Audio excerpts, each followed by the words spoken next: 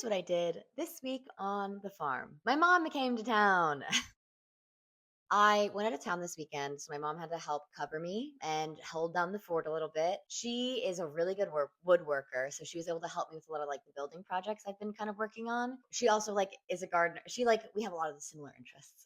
She helped me prune up all the blueberries. The main priorities this week were like seeding more and prepping for making my raised beds next week. So for seeding, the main projects were setting up more temporary space in the small greenhouse so I could move over basil and borage because they were getting their true leaves this week. And then that also cleared up some space on the heated seating table for me to put trays of chard and chives. And while I was away, my mom built an additional permanent seating table in the large greenhouse. So we'll be able to start moving those out next week and then seating even more. And then there was a small space heater I was using inside the house. I moved it into the little greenhouse because I think that'll help keep the temps high at night. Some of the collards are displeased with how cool it's been getting at night compared to how hot it's been during the day. And they're getting a little like bleached tops a bit. So, working on that. I received the last of my seeds for a good chunk of time.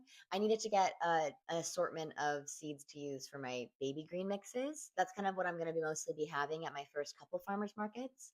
So, I want to be able to have like a variety of greens. So it's not like, well, here's your bag of arugula or your bag of lettuce. Pick one. I also ordered a salad spinner. I'm in the process of setting up my wash pack station. So that's going to be like a big component of that.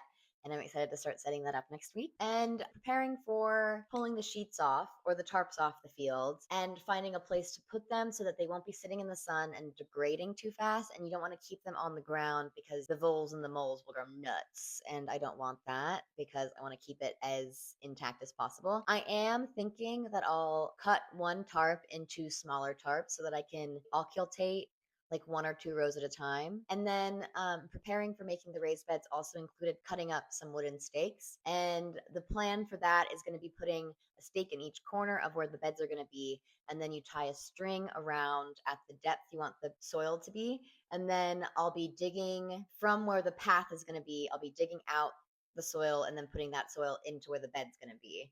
And so it's like a little dig as you go, fill as you go situation. I'm really excited about doing that. And then my mom and I were also working out the logistics of the cool bot that I'll be putting in and figuring out like the timing of that. There are like a few different ways of doing it, and we're trying to just see what is the most cost effective because like in your head it's like, well, it's got to be building it from scratch, right? But what is so expensive that it is like, so we're looking at the numbers. It doesn't end up being as cheap as you think it's going to be. So then it's like, how much of a difference is it? How many hours is it going to take, and then how much do you cost your hour to say like, okay, it's worth it to just get a prefab shed as opposed to building a shed. And my mom is going to be here through next week, so she's going to help me with a few more projects. So catch me back here next week for week 13. Meow meow meow.